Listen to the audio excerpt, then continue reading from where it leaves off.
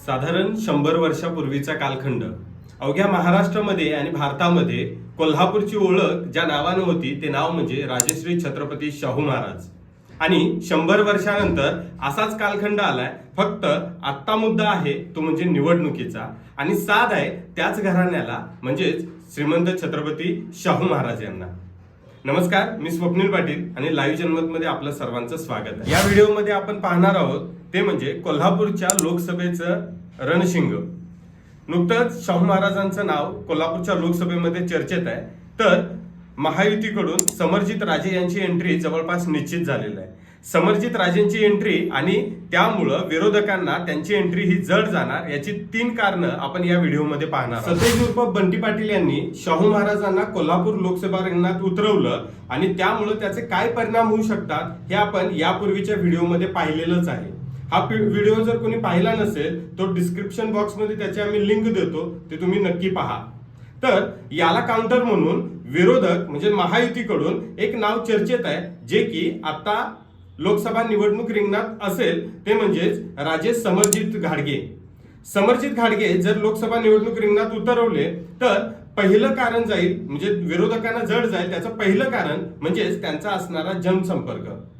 एकंदरीत काय, समरजित राजे यांचा प्लस पॉइंट पहिला ठरतो तो म्हणजे राजे घराण्यातून असूनही थेट शेतकऱ्याच्या बांधावर जाऊन त्याची विचारपूस करणं, महिलांसाठी विविध कार्यक्रम घेणे, तरुणांसाठी रोजगार किंवा रोजगाराच्या संधी उपलब्ध करून देणे, विद्यार्थ्यांसाठी फेलोशिप देऊन किंवा त्यांना दत्तक घेऊन शिक्षणासाठी प्रोत्साहन देणे आणि तरुण असेल किंवा वयस्कर लोक असतील यांच्यामध्ये सहजरित्या मिसळून जाणे हा त्यांचं पहिलं महत्वाचं कारण ठरतं आणि यामुळे त्यांचा जनसंपर्क हा दांडगा समजतो. सामाजिक क्षेत्रात समरजित राजेंची ही ओळख आहेच, पण यासोबतच राजकारणामध्येही गल्ली ते जवळजवळ दिल्लीपर्यंत ही त्यांची ओळख ही वरचढ मानली जाते. याबरोबरच दुसरं महत्वाचं कारण समजलं जातं ते म्हणजे छत्रपती राजश्री शाहू महाराज यांचे ते थेट वंशज असून छत्रपती राजश्री शाहू महाराज यांनी जे विजन आखलं होतं आणि त्याच पद्धतीनं समरजित राजे यांचं काम त्याला दिसून येतं. समरजित राजे यांनी कॅन्सर मुक्त कोल्हापूर,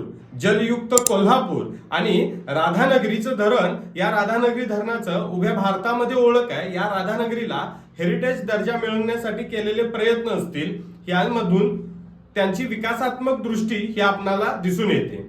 यासोबतच कुस्तीगिरांसाठी मग ते कुस्ती खेळणारे असतील आणि त्यासोबतच वस्ताद असतील यांना फेलोशिप देऊन कुस्तीची जोपासना जी कोल्हापूर आणि कोल्हापूरची ओळख समजली जाते ही वाढवण्याचं काम ही समरजित राजे यांनी केले. विकासाच्या बाबतीत विचार केला तर कागलमध्ये असं म्हटलं जातं की 24 तास अवेलेबल असणारे नेतृत्व म्हणजे समरजित सिंह घाडगे.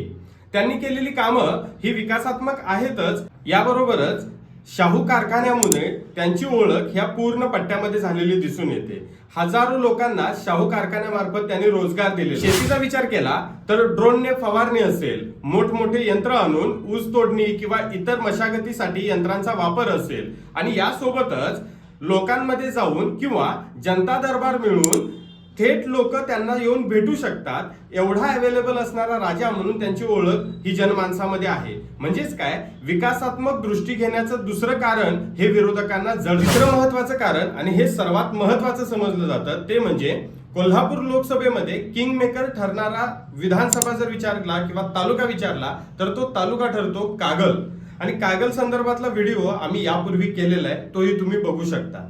कारण का, या कागल तालुक्याने कोल्हापूर लोकसभेला यापूर्वी बरेच खासदार दिलेले आहेत. विद्यमान खासदार हे कागल तालुक्यातलेच होते. समरजित राजे जर या निवडणूक रिंगणात असतील तर त्यांना कागलमधून भरभरून प्रतिसाद मिळू शकतो. कागल असेल, राधानगरी, चंदगड आणि आजूबाजूचा परिसर हाही त्यांना मतदान करू शकतो. महत्वाची कारणं पाहिल्यानंतर आपल्याला अजून एक गोष्ट लक्षात ठेवावी लागेल ती म्हणजे राज्यसभेवर असणारे धनंजय महाडिक आणि कोल्हापूर मधले राजकारणातले महायुतीतले वरिष्ठ नेते म्हणजे चंद्रकांत दादा पाटील यांच्यासाठी ही निवडणूक ही आणि यासोबतच हसन मुश्रीफ यांच्यासाठी ही निवडणूक खूपच प्रतिष्ठेची आहे. म्हणजे एकंदरीत समरजित सिंह घाडगे यांना मदत ह्या तिघांची लाभेल आणि त्यांची बाजू थोडीशी वरचढ असताना आपल्याला दिसू शकेल. या 3 महत्वाच्या कारणांमुळे विरोधकांपेक्षाही समरजित राजेंचं नाव हे वरचढ ठरलेलं आपल्याला सध्या तरी दिसून येतं. यासोबत पुढं काय होईल हे पाहावं लागेल. समरजित राजे रिंगणात असतील तर ते कोणत्या पक्षातून असतील, महायुती कशा पद्धतीनं प्रचार करेल आणि येणारी निवडणूक ही हाय व्होल्टेज होईल का हे पाहावं लागेल. यासोबतच अन्य व्हिडिओ आणि कोल्हापूर आणि कोल्हापुरातल्या राजकारणामध्ये तुम्ही आमच्याशी जोडलेले राहा. चॅनेलला सबस्क्राईब नक्की करा आणि निवडणूक रिंगणात उमेदवार कोण असतील आणि निवडणूक कशी होईल हे कमेंट बॉक्समध्ये नक्की सांगा. धन्यवाद.